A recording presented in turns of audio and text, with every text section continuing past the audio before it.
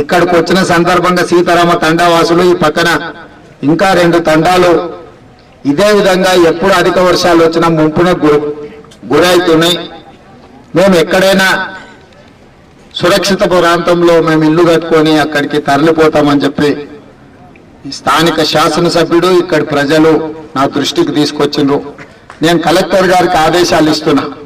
ఈ 3 తండాలను ఒకే దగ్గర ఒక పెద్ద గ్రామ పంచాయతీగా నిర్మించడానికి స్థలాన్ని, అదేవిధంగా దానికి సంబంధించిన లేఅవుట్, వాళ్ళందరూ కూడా అందరు గిరిజనులే కాబట్టి వాళ్ళందరికీ కూడా ఇందిరమ్మ ఇండ్లు మంజూరు చేస్తే వాళ్ళందరూ కూడా అక్కడ నివసించడానికి, వాళ్ళకు అవసరమైన కాలనీ నిర్మించడానికి అవకాశం ఉంటుంది. కాబట్టి నేను ఇన్ఛార్జ్ మినిస్టర్ శ్రీనివాస్ రెడ్డి గారికి, జిల్లా మంత్రి సీతక్కకు, కలెక్టర్ గారికి, సంబంధిత అధికారులకు నేను సూచన చేస్తున్నా.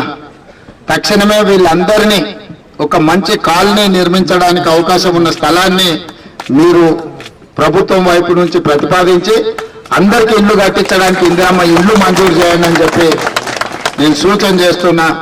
తక్షణమే ప్రభుత్వం యొక్క అనుమతి కోసం ఆ వివరాలు తీసుకొస్తే వాటిని మంజూరు చేద్దాం. ఇదే కాకుండా ఎమ్మెల్సీ తీన్మార్ మల్లన్న గారు ఇక్కడ మొత్తం వాళ్ళ తిను వస్తువులు, వాళ్ళ కష్టార్జితం అంతా కూడా తడిసిపోయింది. కట్టుబట్టలతో ఈరోజు వాళ్ళు నిలబడాల్సిన పరిస్థితి వచ్చింది అన్నారు. కలెక్టర్ గారికి నేను ఆదేశాలు ఇస్తున్నా. తక్షణమే వాళ్లకు 10 రోజులకు సరిపోయే అన్ని నిత్యావసర సరుకులు, బియ్యము, ఉప్పు, పప్పు, మంచు నూనె ఏమేం కావాలనో కూడా ప్రత్యేకంగా వాళ్ళందరికీ కూడా ఇవ్వడమే కాకుండా ప్రతి కుటుంబానికి ఈ తడిసిపోయిన ఇళ్లకు తాత్కాలిక ఉపశమనం, చేతి ఖర్చులు ఉన్నాయో లేవో తలా 10,000 రూపాయలు ప్రతి కుటుంబానికి, నగదు కూడా కుటుంబాలకు 10,000 రూపాయలు వాళ్ళకి తక్షణమే సహాయం అందించాల్సిందిగా కూడా నేను కలెక్టర్ గారికి ఈ సందర్భంగా ఆదేశాలు ఇస్తున్నా.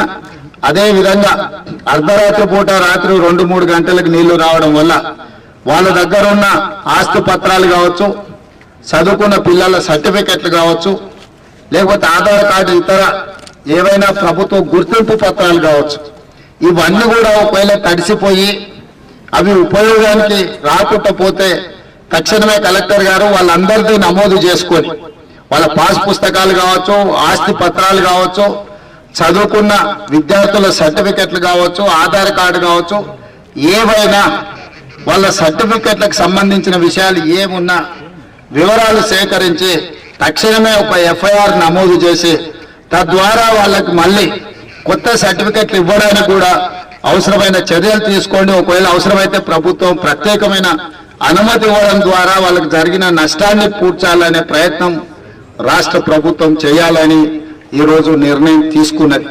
అదేవిధంగా అక్కడ రోడ్డు నేను చూసి వచ్చిన పూర్తిగా దెబ్బతిన్నది. భవిష్యత్తులో ఇట్లాంటి అత్యధికంగా వర్షాలు వస్తే కూడా ఏ విధంగా నివారణ చర్యలు తీసుకోవాలి, మళ్ళీ సమస్య రాకుండా ఈ సమస్యను శాశ్వతంగా పరిష్కరించాలి. గతంలో కూడా 2 సార్లు ఇదే విధంగా ఈ తండా మీదకి వరదలు వచ్చిన రోడ్డు, బ్రిడ్జ్ అది సరిపోతలేదని చెప్తున్నారు. ఎమ్మెల్యే గారు కూడా దారెంబడి వస్తుంటే చెప్పడం జరిగింది.